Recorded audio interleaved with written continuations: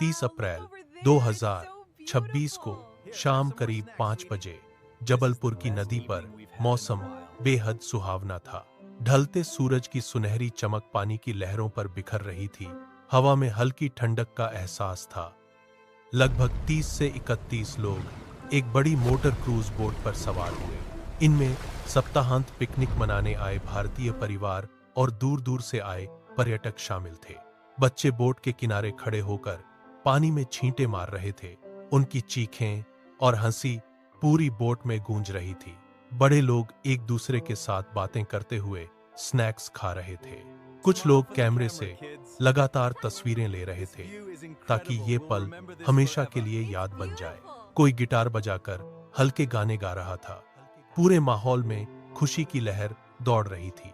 हर कोई इस खूबसूरत शाम का पूरा मजा ले रहा था।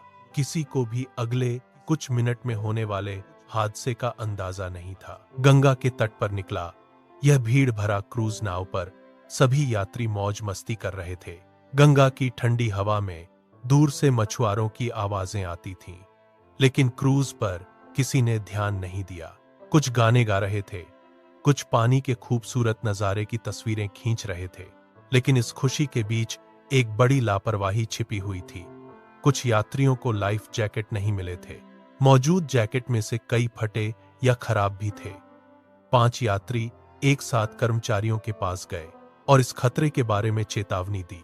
उन्होंने कहा कि पानी में आज तेज लहरें हैं, जैकेट के बिना कोई भी बड़ी दुर्घटना हो सकती है। कर्मचारी ने उनकी बात को गंभीरता से नहीं लिया। वह हाथ हिलाकर बोला कि यात्रा बहुत छोटी है, कुछ नहीं होगा। फिर वह अपने फोन में व्यस्त हो गया और यात्रियों को वापस जाने को कहा। चिंतित यात्री किनारे की तरफ खड़े होकर अपने बच्चों और परिवार को पास बुलाने लगे। कुछ ने फिर से कप्तान को चेतावनी दी, लेकिन किसी ने उनकी बात नहीं सुनी। कप्तान ने इंजन स्टार्ट किया। नाव मध्य पानी की ओर बढ़ने लगी। खुशी के शोर के नीच एक बड़ा खतरा पहले से ही उनके द्वार पर खड़ा था। जैसे ही यात्री नाव नदी के बीचों बीच पहुंची, मौसम अचानक बदलने लगा। पहले हल्की बूंदाबांदी शुरू हुई, फिर तेज हवाएं जोर से चलने लगीं। कुछ ही मिनटों में पूरे आकाश को घने काले तूफानी बादलों ने ढक लिया। दिन भी रात जैसा अंधेरा हो गया। नदी का शांत पानी अचानक उबलने लगा। 10 से 15 फुट ऊंची लहरें उठने लगीं। हर लहर नाव को जोर से टक्कर मारती थी। नाव पूरी तरह से हिल रही थी। कई जगह से पानी अंदर घुसने लगा। नाव में मौजूद सभी यात्री घबरा गए। छोटे बच्चे जोर से रोने लगे। बूढ़े लोग हाथ जोड़कर प्रार्थना करने लगे।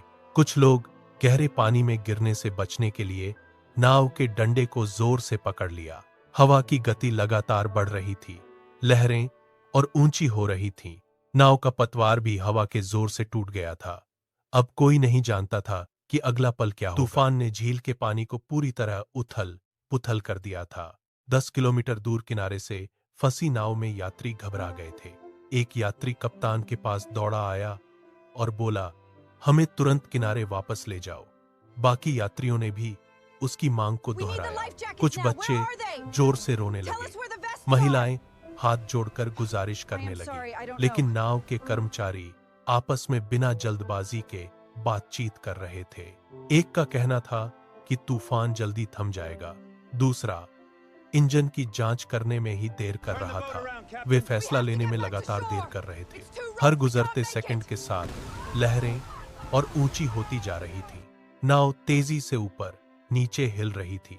पानी के बड़े थपेड़े बार नाव के किनारे से टकरा रहे थे। यात्रियों की घबराहट और चिल्लाहट हर पल बढ़ रही। भारी बारिश के चलते एक नदी में अचानक बाढ़ आ गई। किनारे पर मौजूद स्थानीय लोगों ने तुरंत मदद की कार्रवाई शुरू कर दी। कुछ मिनट बाद ही भारतीय बचाव टीम पूरी उपकरण के साथ मौके पर पहुंच गई। एम्बुलेंसें किनारे पर पंक्तिबद्ध खड़ी थीं। हर गाड़ी के दरवाजे खुले हुए थे। किनारे पर इंतजार कर रहे परिवार सदस्यों की नजरें हर निकाले गए शख्स पर टिकी रहती हैं। कई लोगों को सुरक्षित बाहर निकालकर तुरंत अस्पताल भेज दिया गया है। बचाव दल के जवान लगातार तेज बहाव वाली नदी में उतरकर लापता लोगों की तलाश कर रहे हैं, लेकिन कुछ लोग इस नदी में हमेशा के लिए खो जा चुके हैं। किनारे खड़े उनके परिजन बार बार अपनों का नाम लेकर चिल्लाते हैं और आंसू बहाते हैं। इस भावनात्मक बचाव अभियान में उम्मीद और गहरा दुख एक साथ मौजूद है। तलाश अभी भी जारी है। नाव में सभी यात्री अभी तक नदी के खूबसूरत नजारे का आनंद ले रहे थे। कुछ लोग तस्वीरें ले रहे थे, कुछ बच्चे किनारे की हरियाली की ओर इशारा कर रहे थे। कप्तान को भी मौसम के अचानक बदलाव का अंदाजा नहीं था। फिर अचानक एक तेज लहर आई और हवा के एक खतरनाक झोंके ने नाव का पूरा संतुलन बिगाड़ दिया।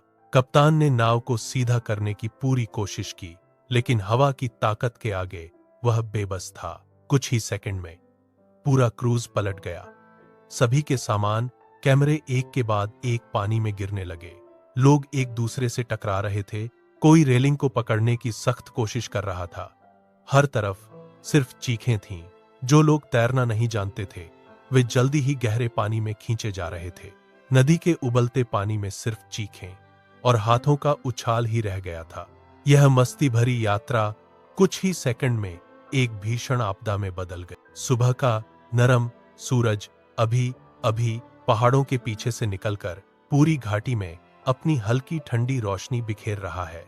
तूफान गुजर जाने के बाद पूरी हवा में गीली मिट्टी और हरी पत्तियों की सुगंध फैली हुई है और नदी पूरी तरह शांत हो चुकी है।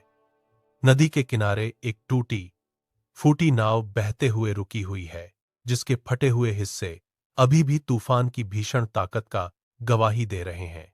नदी की शांत सतह पर दर्जनों मोमबत्तियां तैर रही हैं। उनकी नरम पीली लौ हल्की हवा में धीरे धीरे हिल रही हैं। जांच में पूरी सच्चाई सामने आ चुकी है। मौसम की गंभीर चेतावनी को पूरी तरह नजरअंदाज किया गया था।